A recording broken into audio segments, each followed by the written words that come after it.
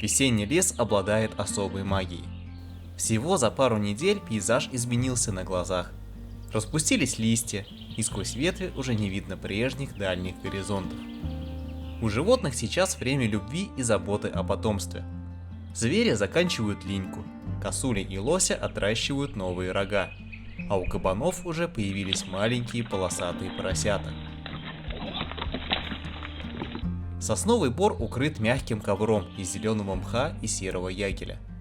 И именно в этом тихом диком месте я решил построить свою новую землянку, чтобы приходить сюда и наблюдать это лесное волшебство своими глазами.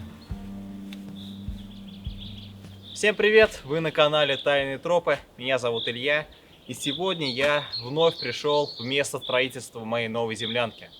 Как вы видите, здесь уже сложен небольшой сруб, такой импровизированный. Дело в том, что пару дней назад у меня выпало окно, и я сюда приезжал заниматься этой долгой, монотонной, скучной работой. Именно подгонять бревна друг к другу. Ну, конечно, видите, как я их хорошо подогнал, да? Но я думаю, мох и земля простит мне это упущение. Ну а на сегодня у меня в планы все вот это вот перенести в яму, сделать пол, сделать спальное место и в целом заняться интересным созидательным процессом. Ну обо всем по порядку. Накладывайте себе чаек, наливайте покушать. Поехали!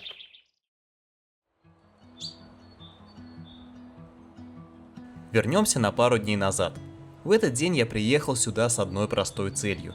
Ни на что не отвлекаться и спокойно заняться срубом. Впереди была монотонная, но важная работа. Подгонять бревна друг к другу и постепенно собирать будущие стены землянки.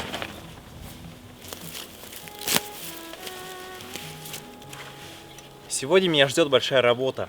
Нужно обработать все те бревна, которые я натаскал к землянке.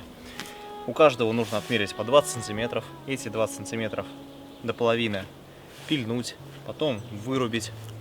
И чтобы дело пошло быстрее, я хочу сделать колотушку из вот такого вот бревна.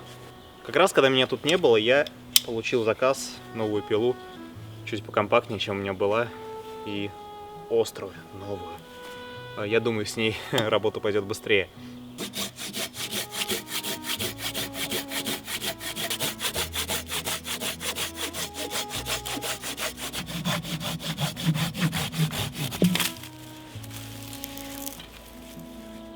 Хорошо пилит, но, конечно, немножко длины не хватает для таких толстых бревен. Да, в принципе, оно-то и не надо особо. Пока новенькое. Мне нравится. Итак, из вот этого вот чурбачка я хочу сделать колотушку. Сейчас намечу вот тут вот пропилы. Получится такая ручка, и как дубинку пообтесываю. Когда я собирал первый сруб, понял, что обычной палки для такой работы не хватает. Массы в ней было мало, и топор входил в дерево не так уверенно, как хотелось бы. Поэтому в этот раз я решил сразу сделать нормальную тяжелую колотушку. Для нее специально выбрал кусок ствола с сучковатой стороной. Именно ей буду бить по обуху топора. Как показывает практика, в таких местах дерево крепче, и меньше шансов, что колотушка быстро расколется и развалится.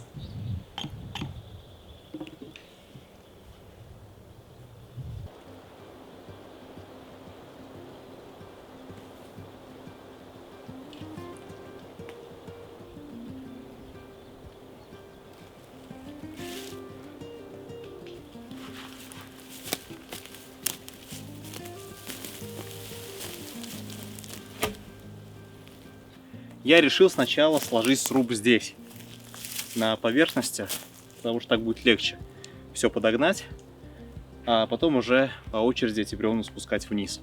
Иначе, если вдруг там будут оставаться большие щели, мне будет сильно сложнее вытаскивать из ямы эти бревна и потом обратно их туда затаскивать. Здесь все изначально сделать легче. Сначала отмеряю от края бревна 20 сантиметров. Это будет глубина будущего соединения. Делаю отметку пилой, чтобы не потерять линию, и начинаю пилить примерно до середины бревна.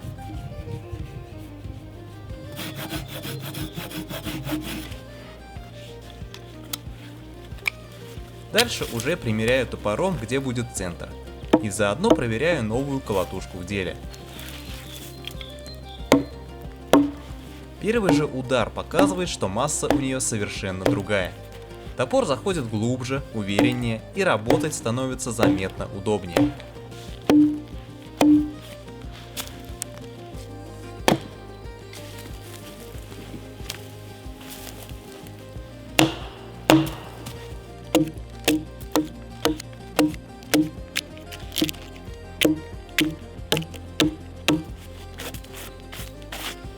После того, как срезы с обоих сторон были готовы, можно было наконец начинать собирать следующий ряд сруба.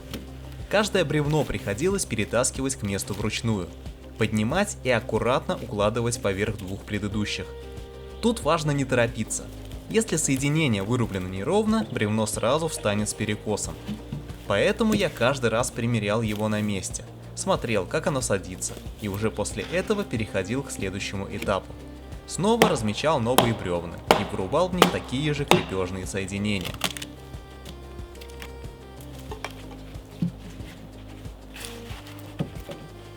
При заготовке бревен я не досмотрел, и одно получилось слегка кривоватое. Ну вот, собственно, и для этого я и собираю сначала сруб здесь, чтобы вот такой вот ерундой не страдать снизу.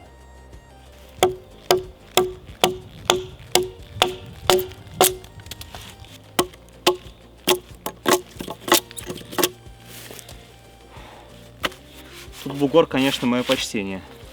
Как же я так не досмотрел-то. Проще было на другой бок положить это бревно, и пусть этот бугор будет куда-нибудь в стенку, например, уходить. Ладно, сейчас выровняем.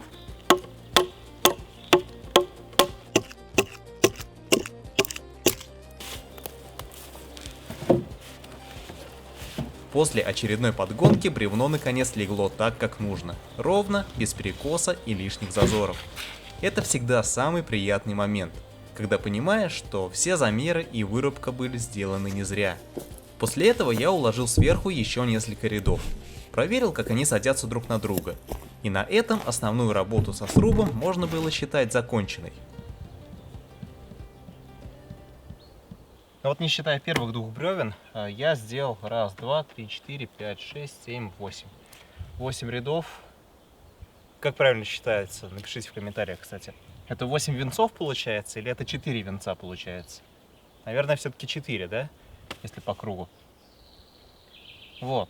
Я хочу их углем пронумеровать, чтобы потом внизу сложить, не потерять ничего. Так, там у меня в яме их 1, 2, 3. Это будет 4-й. Получается, пишем цифру 4.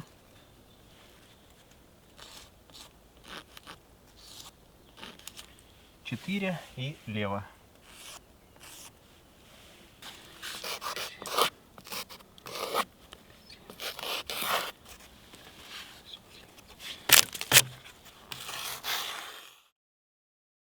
Вернемся к началу повествования. Прошло 2 дня, и я снова вернулся к землянке, чтобы продолжить работу с того места, на котором остановился. Сначала скинул рюкзак, снял куртку, освободил руки и сразу взялся за дело.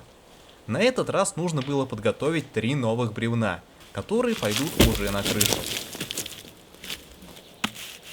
Вот 3 самые тяжелые бревна, они пойдут на конек. Вот одно покороче пойдет на левую сторону землянки. 2 подлиннее наверх и на второй бок. Я хочу сделать дровник справа, а следовательно мне нужна крыша подлиннее. После того, как длинные бревна были перенесены к землянке, их нужно было сразу подготовить к работе. Первым делом я начал снимать с них кору топоров, чтобы древесина быстрее просыхала и лучше легла в конструкцию.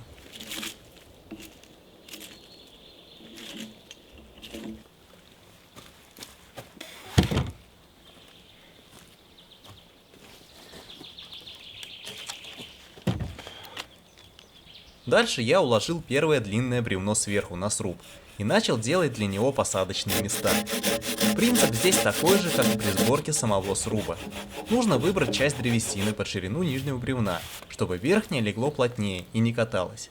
Сначала я сделал пропилы примерно до половины бревна, с передней стороны и с задней. Затем топором начал вырубать лишнюю древесину между пропилами. Постепенно получился паз, который должен точно сесть в бревно снизу. Все крупные неровности я убрал топором, а уже мелкую подгонку довел стамеской, чтобы посадка получилась аккуратнее и надежнее.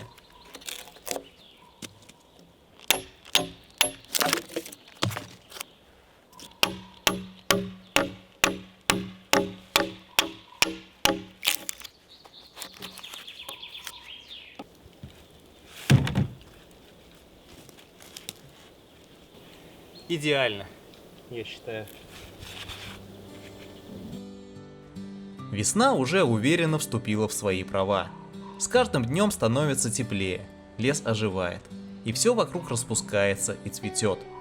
И, конечно, начало мая – это время, когда в лесу можно случайно наткнуться на самые неожиданные дары природы. Друзья, я решил прогуляться вокруг землянки. Нашел такую рощу березок и осинок. И знаете, что я тут нашел? Я нашел нам ужин. Буквально вот в 100 метрах отсюда моя землянка новая. И здесь просто полчища сморчков. Куда ни посмотри, везде растут. Это сморчок конический, кстати.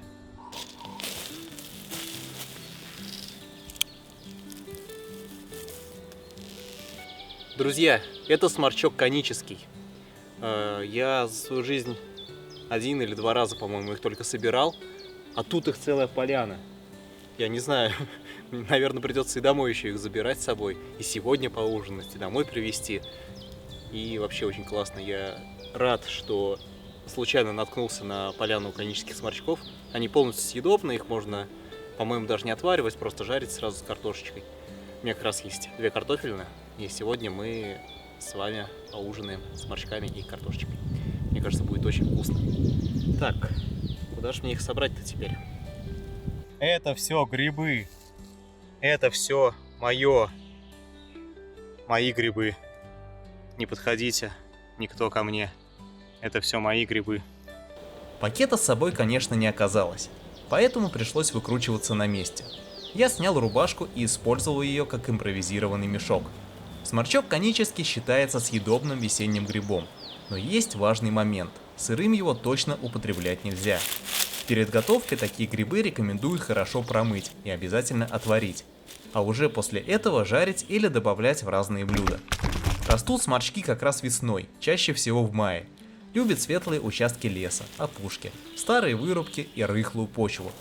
Я аккуратно срезал их один за другим, складывал в рубашку, и в итоге набралась целая гора этих весенних даров.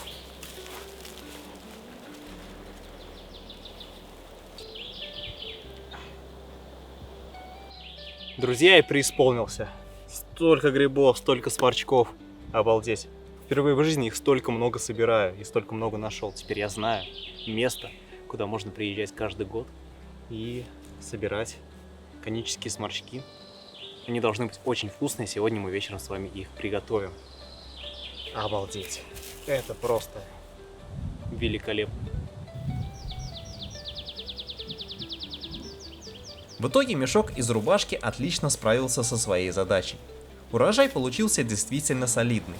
Я донес сморчки до землянки, оставил их дожидаться весеннего ужина, а сам снова отправился заниматься делами. Сейчас настала пора собирать уже наконец весь сруб в этой яме. Я думаю, а что если сразу сделать пол? Потому что тут буквально вот один венец на нем лежит, и проще будет сразу сделать все ровненько и сверху на пол уже собрать основные стены землянки. Мне кажется, так будет удобнее, чем потом через дверь это все проносить, как-то тут все разворачивать, толкаться. Для пола в землянке я решил использовать небольшие ровные бревна. Работа не самая сложная, но здесь важно не торопиться. Сначала нужно подобрать подходящую длину, отпилить все лишнее и сразу складывать заготовки в одну кучу, чтобы потом было удобнее переносить их к месту. Бревна стараюсь сделать примерно одинаковыми, насколько это возможно в лесных условиях. Где-то ствол чуть толще, где-то немного изгибается, но в этом и есть своя особенность такой постройки. Работаешь не с готовым материалом из магазина, а с тем, что дает лес, и уже подстраиваешься под него на месте.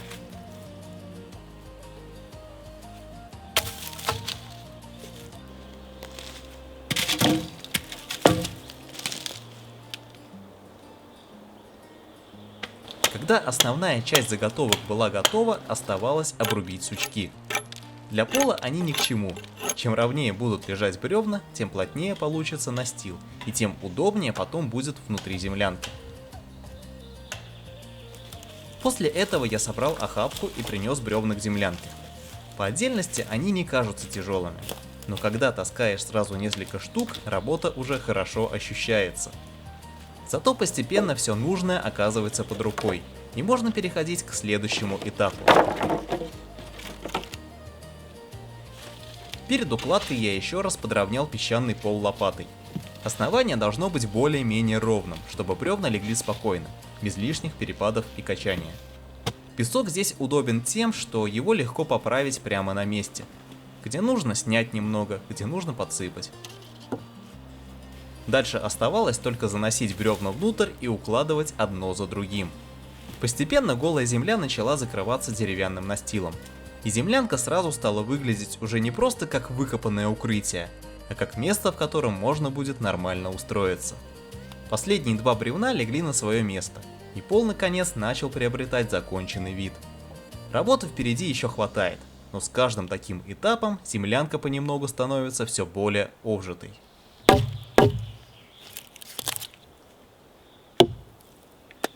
Охапка дров и пол готов.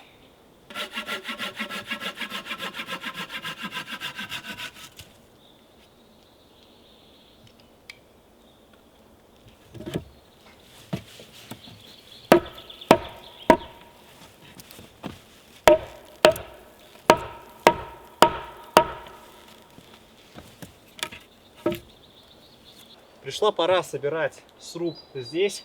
И сразу, чтобы песок не сыпался внутрь землянки, я хочу прокладывать щели между бревен мхом. Для этого мне понадобится тент, и для этого мне понадобится лес, где растет мох.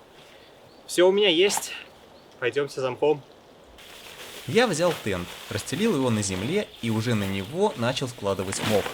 Так намного удобнее.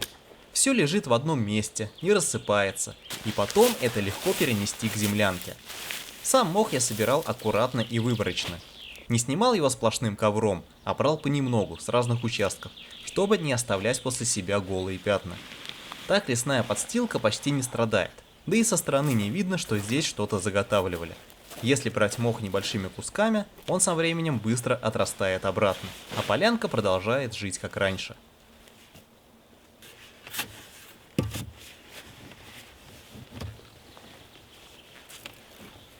Рано пол постелил. Тут надо было сделать яму, чтобы вставить опорный столб для конька крыши. Вот. Поэтому только сделал пол, уже насвинчил на него. Бывает.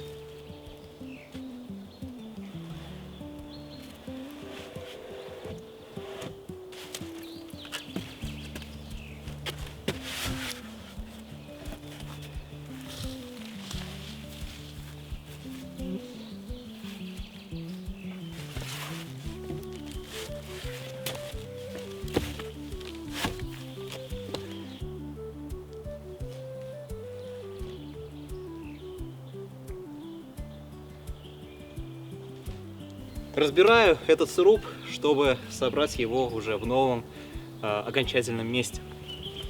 Знаете, друзья, ломать не строить.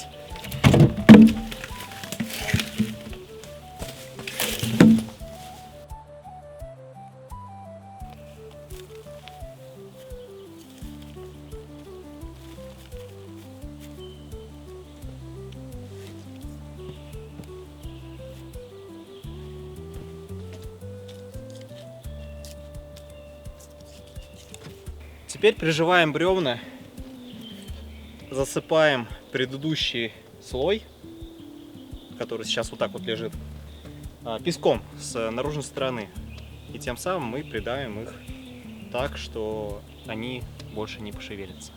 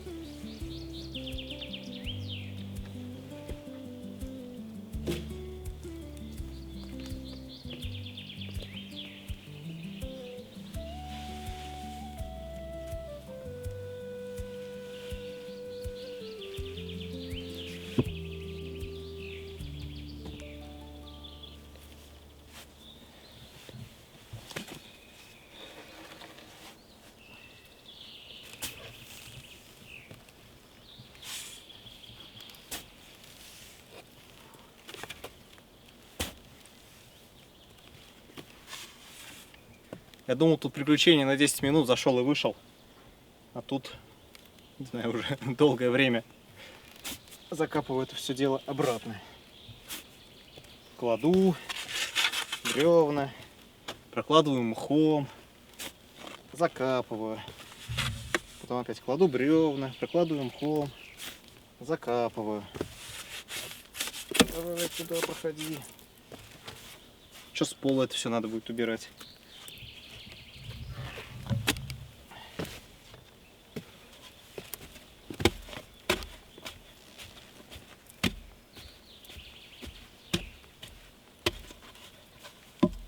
За счет того, что все края обвалились, ну как все, это. Еще тут это все утрамбовывать надо странным образом.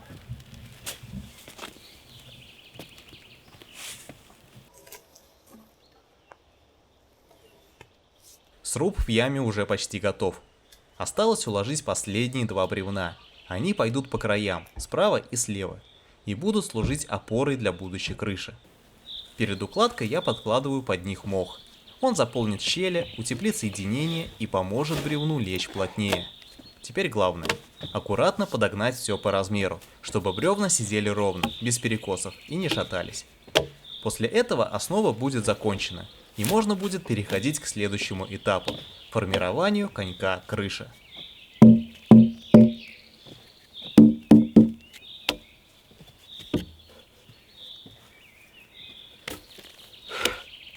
Ура! Сруб у меня готов. Получается, что крайний венец мне по грудь. И это хорошо. Мне возле стен стоять не обязательно. Мне обязательно стоять вот тут посередине. Следовательно, мне нужно сделать конек, ну, на расстоянии, наверное, вытянутой руки. Будет нормально.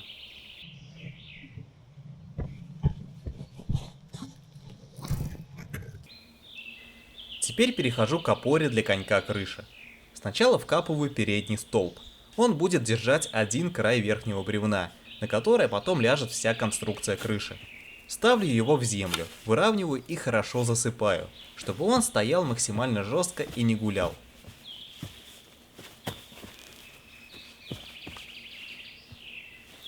Сзади у меня уже есть второе бревно опора, но оно получилось немного выше, чем нужно, поэтому я отпиливаю лишнюю длину сверху, чтобы передние и задние опоры были примерно на одной высоте.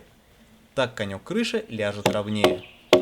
Дальше беру само коньковое бревно и вырубаю в нем пазы в тех местах, где оно будет ложиться на столбы.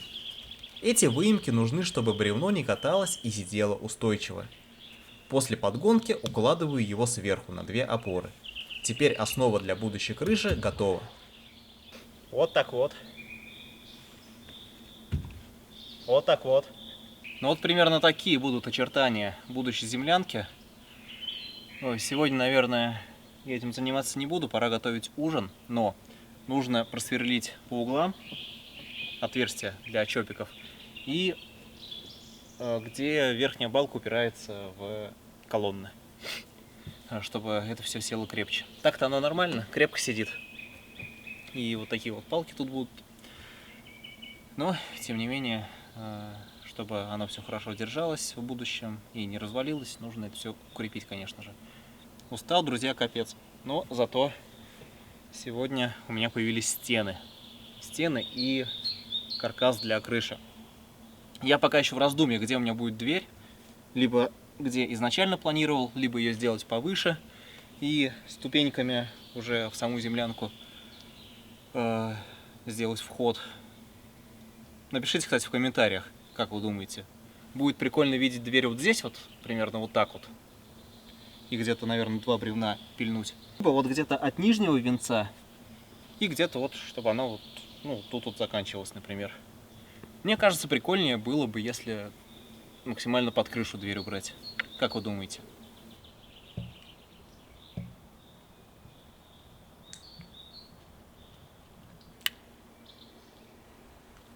К вечеру со строительными работами я уже закончил, и пора думать об ужине. Готовить я буду прямо здесь, на финской свече. Для этого беру небольшой пенек и разрубаю его на 4 части. Потом у каждого полена немного вырубаю середину, чтобы внутри получилось пространство для тяги и огня. После этого складываю все 4 части обратно, как единый пенек, только уже с полостью внутри. Для розжига использую бересту. Она быстро схватывается и хорошо горит даже в лесных условиях. Поджигаю ее и закладываю внутрь. Огонь начинает разгораться между поленьями, появляется хорошая тяга, и финская свеча постепенно выходит на рабочий режим. Теперь на ней можно спокойно готовить ужин.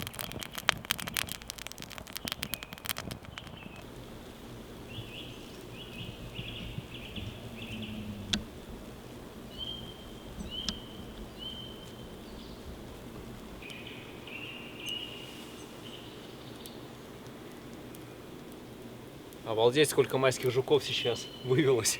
Просто вот смотрю так наверх, и в кронах сосен, в кронах берез огромные полчища этих жуков летают. Прикольно. Все, друзья, май наступил.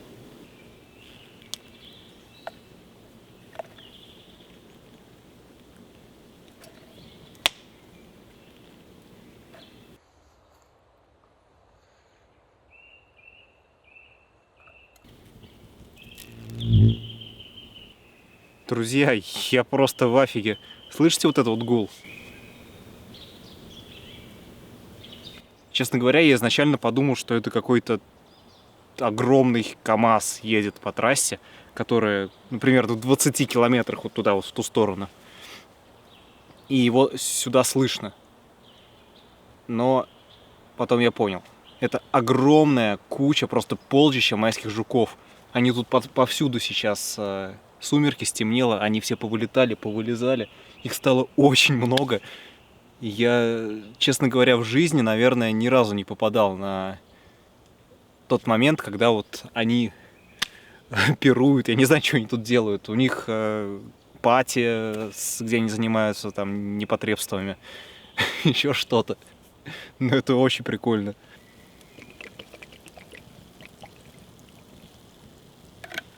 Воды можно добавить туда чуть-чуть, потому что сами по себе сморчки, они очень водянистые и примерно на 2/3 ужимаются, когда их сваришь или пожаришь. Поэтому на первый взгляд их много, хотя по факту, ну вот то, что я сегодня собрал, это примерно на 4-5 сковородок с картошкой.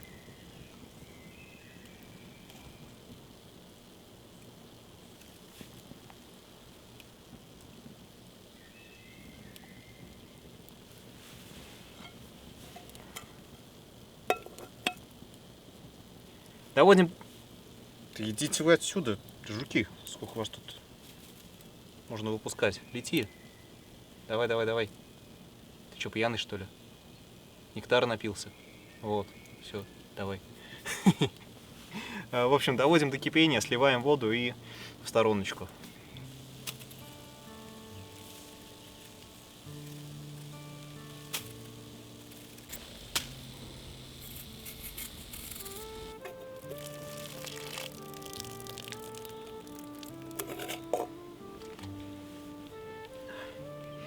Пахнет, знаете, какими-то кого-то кальмарами. Что-то такое, морепродукты. Прикольно. И вот, друзья, зацените, сколько было. А было, ну, где-то 2/3 этого котелка. И сколько осталось. Они очень сильно увариваются.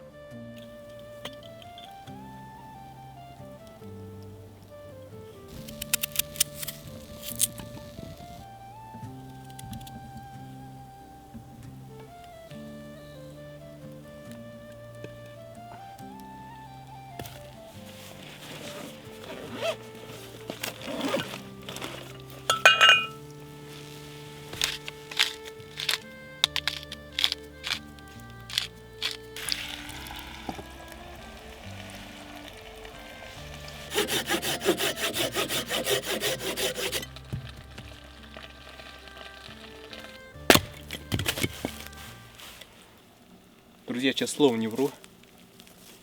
Тут по кустам сейчас кабаны шарились. Я тут с лопаткой стою, их жду.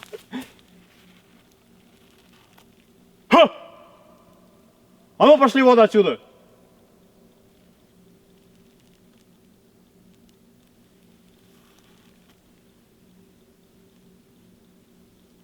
Походу свалили. У меня еще дальнобойного фонарика сейчас с собой нет. Их было трындец как много. И они там шли и хрюкали. Блин. Надо было сначала камеру включить, а потом наорать на них. Я тут без камеры на них наорал. И как-то они мимо прошли.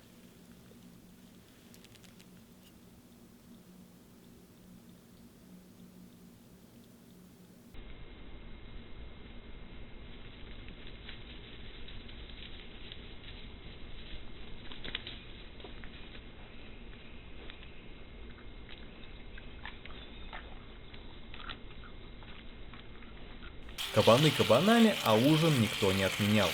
Конечно, когда рядом проходит целое стадо, становится немного не по себе, и какое-то время прислушиваешься к каждому шороху. Но голод быстро возвращает к реальности. На финской свече у меня уже жарится картошка. Шкварчит как надо. Перемешиваю ее, чтобы не пригорело, и добавляю заранее отваренные сморчки. Все это еще немного обжариваю вместе, чтобы грибы отдали вкус картошки. Огонь держит хорошо, сковородка прогрелась отлично, так что ужин почти готов. Снимаю ее с финской свечи, и можно наконец спокойно поесть.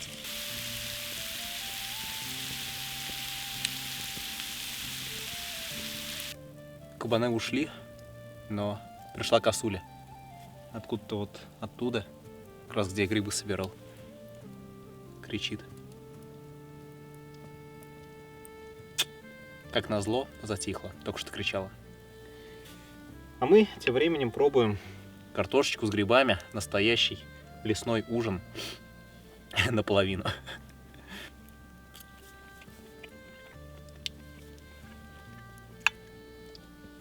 Это вкусно. С дыбком, запах грибов. И как будто все-таки какие-то морепродукты, ну серьезно. Вот у конического сморчка такой вот привкус, консистенция, не знаю, как назвать.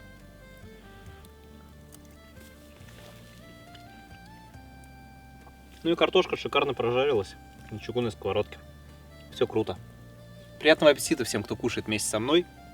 Надеюсь, что ваша еда не менее вкусна, чем моя. Я сегодня балдею.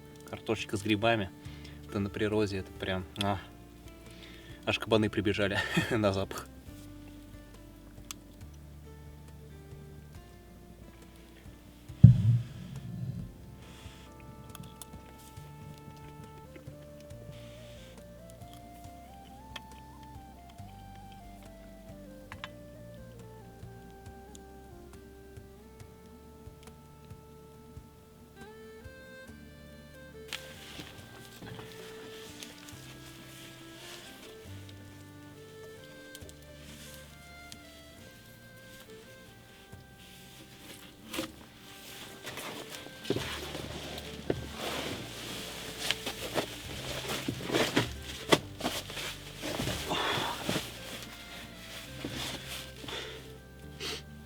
Вторая ночевка у меня здесь. И второй раз я сплю на полу. Надеюсь, завтра я сделаю лежак, тем более у меня есть классная идея, как его сделать.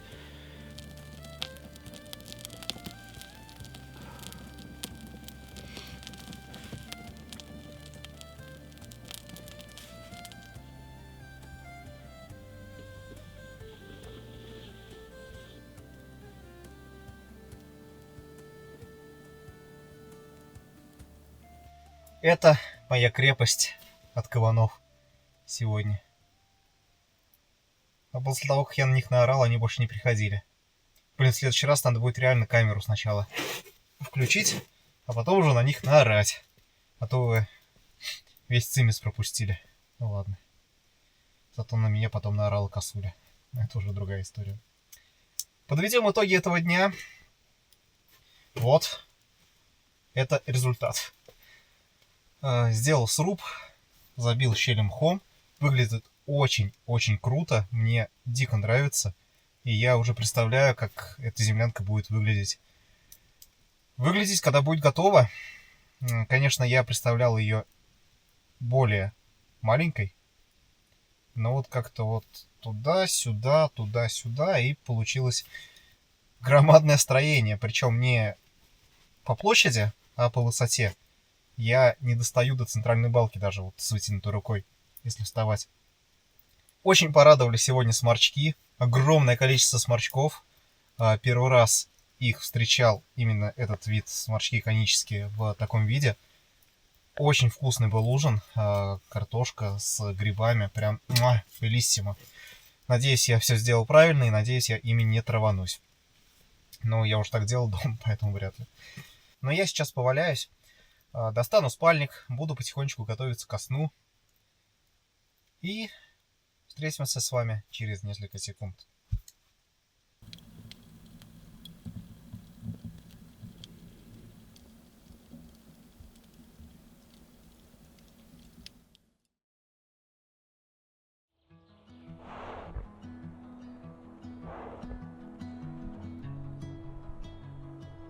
Здесь вокруг землянки очень богатая природа. Повсюду много диких животных, а неподалеку есть небольшой лесной водопой. Некоторое время назад я уже установил там фотоловушку, чтобы посмотреть, кто сюда приходит. У меня с собой есть фотоловушка под озеро. Тут, скорее всего, частенько появляются дикие животные, поэтому хотелось бы за ними понаблюдать втихаря. Повешу-ка я ее вот на эту березку. И потом посмотрим, кто же приходил. Хозяева леса не заставили себя долго ждать. Сегодня у нас, можно сказать, первая серия знакомства с местными жителями. Первыми к воде вышли 3 косули. Очень аккуратно, очень культурно, очень грациозно. Сразу видно, животные тревожные. Попили, огляделись, повертели ушами. Уши у них, конечно, как 2 локатора. Такое ощущение, что они прослушивают не только каждый шорох в лесу, а еще и радио перехватывают. Косули постоянно в каком-то напряжении. Вроде пьют спокойно, но расслабляться не собираются. Один глоток, один взгляд по сторонам, еще глоток, еще проверка периметра. Жизнь у косуль, конечно, непростая. Пришли воды попить, а в голове уже 10 вариантов, откуда сейчас может прилететь проблема. Покрутились они возле водопоя, походили туда-сюда, убедились, что подвоха нет, и ушли дальше по своим косулиным делам.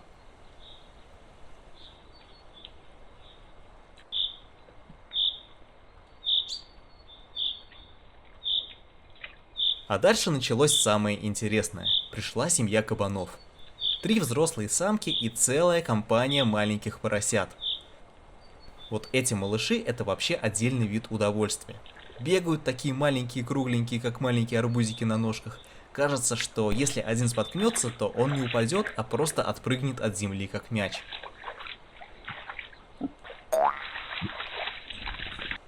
В отличие от косуль, кабаны пришли уже без лишней драматургии. Если косули такие: так, осторожно, проверяем обстановку, то кабаны: о, вода, о, грязь, о, можно валяться. И понеслось. Кто-то пьет, кто-то бегает, кто-то лезет в воду, кто-то уже решил принять грязевую ванну. В общем, обычный семейный выезд на природу. Только вместо палатки и костра лужа и довольные похрюкивания. Мамки, конечно, за мелкими присматривают, но поросята живут свою лучшую жизнь. Носятся, суетятся, прыгают, куда-то лезут. Видно, что энергии у них больше, чем здравого смысла. Тем временем мамки насторожились и встали в стойку, будто услышали что-то подозрительное. Смешно наблюдать, как маленький поросенок пытается копировать поведение взрослых. В общем, без лишних похрюкиваний наши ясли решили ретироваться. Интересно, кто же их спугнул?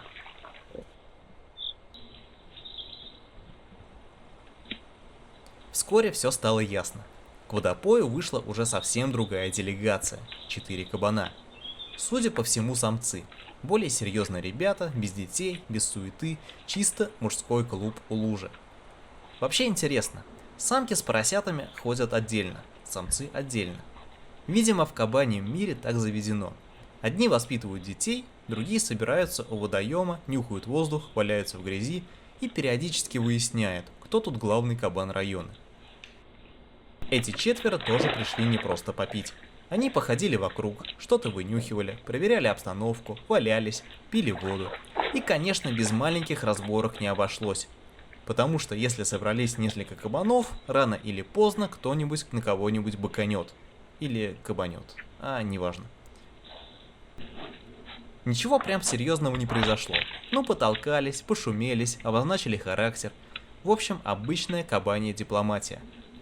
Потом дружно походили вокруг лужи, понюхали воздух и пошли дальше. Потом наступила ночь, и вот тут картина сразу стала совершенно другой. В кадр прилетела длиннохвостая неясыть. Очень красивая, спокойная, такая настоящая хозяйка ночного леса. Села, смотрит, слушает. У сов вообще лицо — это отдельная технология. Такое плоское, будто специально сделано, чтобы собирать все звуки вокруг. Сидит, ловит ночные шорохи, как живая антенна. Где-то мышь прошуршала травинкой, все, уже засекли. Но в этот раз неясыть решила отложить охоту, чтобы попить водички. Подошла, аккуратно попила, посидела еще немного. Очень атмосферный кадр получился. После шумных кабанов настоящий лесной дзен. Но дзен длился недолго, потому что ночью снова пришли кабаны. 3. Это, видимо, те самцы, которые приходили днем. Просто одного где-то потеряли. И 2 из них почему-то почти сразу решили подраться. Вот просто пришли к воде и началось. Может, место не поделили, может, кто-то дерзко хрюкнул, может, старые счеты. Мы этого, конечно же, не узнаем, потому что кабаний язык я пока не выучил. Потолкались, повозмущались и потом ушли. Такое ощущение, что для них это не конфликт, а обычная форма общения. Эх, молодежь.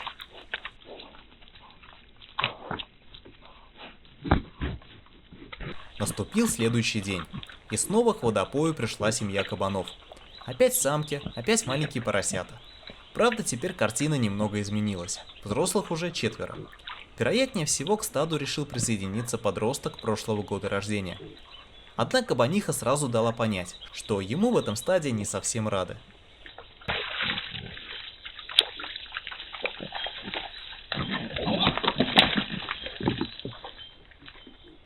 Да и 2 другие какие-то раздраженные.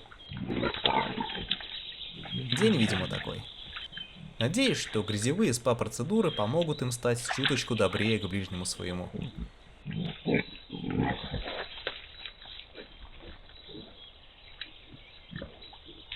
Ну а потом я понял, почему они такие злые.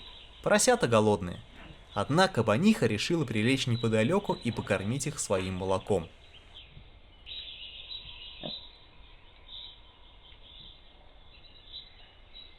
После них снова появилась косуля.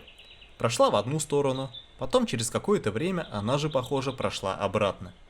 Видимо, маршрут у нее тут постоянный. Или забыла, зачем шла. Такое тоже бывает. Затем в кадре появляется лиса. Подошла, попила воды, осмотрелась. Все очень элегантно. Прилетал ворон. А потом лиса появилась еще раз. Видимо, место ей понравилось. Уже вечером к воде вышел крупный кабан. Прям большой, солидный, настоящий вепрь. Вот он уже выглядит не как участник тусовки, а как хозяин территории. Идет спокойно, уверенно, без лишней суеты. Такой: так, что тут у нас? Вода на месте, грязь на месте, порядок. Он обошел лужу, повалялся, прошелся по воде, помочил ноги.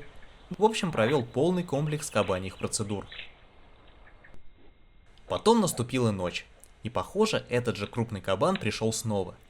Видимо, понравилось обслуживание. Опять походил, снова помочил ноги, повалялся и ушел. У человека был бы абонемент в баню, а у кабана ночной абонемент на лесную лужу. Дальше к водопою пришла наша знакомая группа молодых самцов. И, конечно, 2 из них снова начали драться. Ну а как иначе?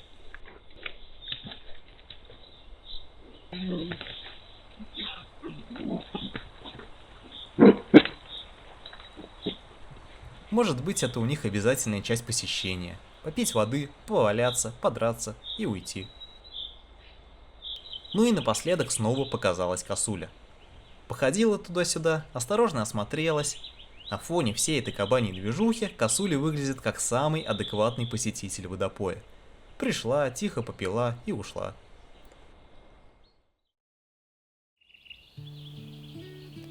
На этом кадры с фотоловушки заканчиваются, и начинается новое утро в весеннем лесу. Все вокруг тихо просыпается, воздух становится светлее.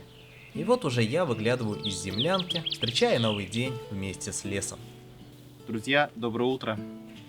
Какое-то оно зябкое, это утро. Но я надеюсь, что чуть позже воздух немножко согреется. Ну, хотя для весны это нормально, на самом деле. Кабаны больше не беспокоили. Видимо, с вечера пробегала семья мимо этой землянки по своим кабаньим делам. Но в целом все хорошо. Поэтому просыпаемся, улыбаемся и продолжаем работать над этой землянкой, над бытом и снимать для вас контент.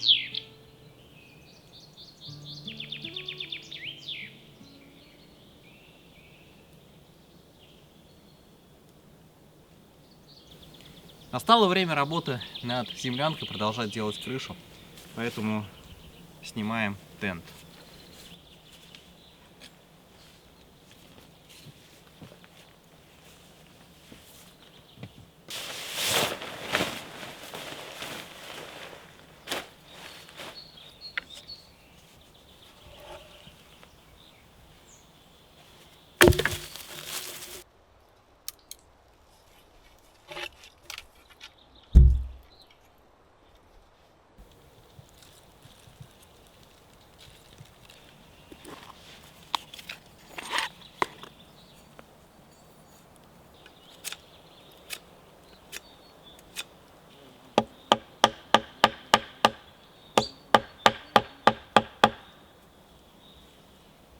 Вот такой вот у меня сверло получилось.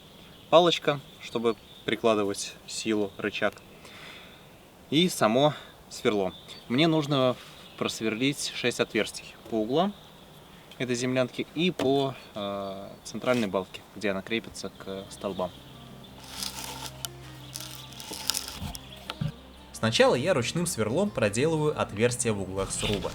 Работа идет медленно, но зато это будет неплохая прибавка к прочности.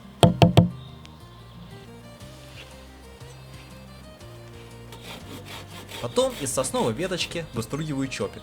Подгоняю его по размеру, чтобы он сел плотно и без люфта.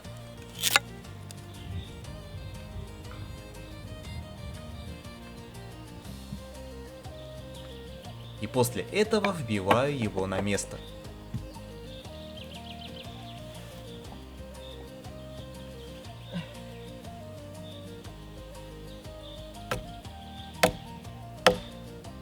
Так дерево крепко стягивается деревом. И все держится уже надежно, без лишнего железа. Отличное соединение, друзья. До конца заколотился и обломился. Еще таких 5 штук.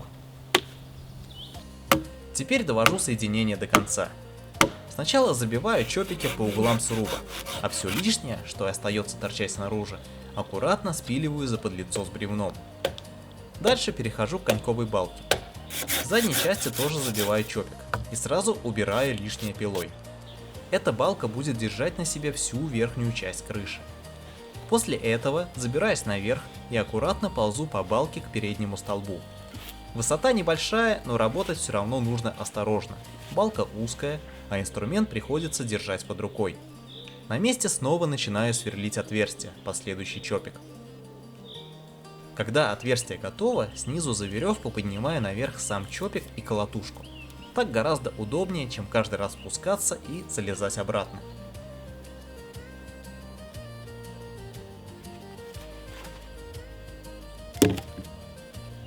Остается только поставить чопик в отверстие и хорошенько забить его на место. Теперь коньковая балка закреплена уже с двух сторон.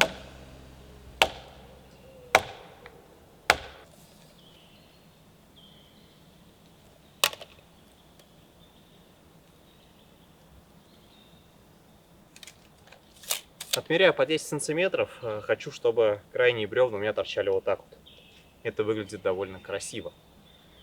Сейчас моя задача пропилить оба бревна, чтобы их соединить как пазл. И тогда они будут держаться сверху друг на друге, ну, при условии, что я еще чопиком их соединю. И внизу будут упираться в землю. Поэтому гвозди нам тут тоже не нужны.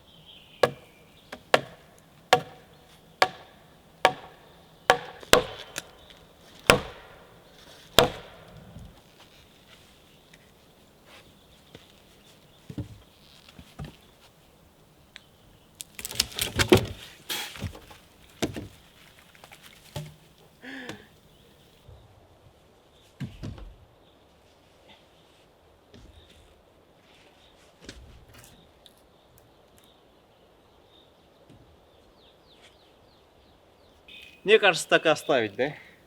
Хорошо же держится. Ладно.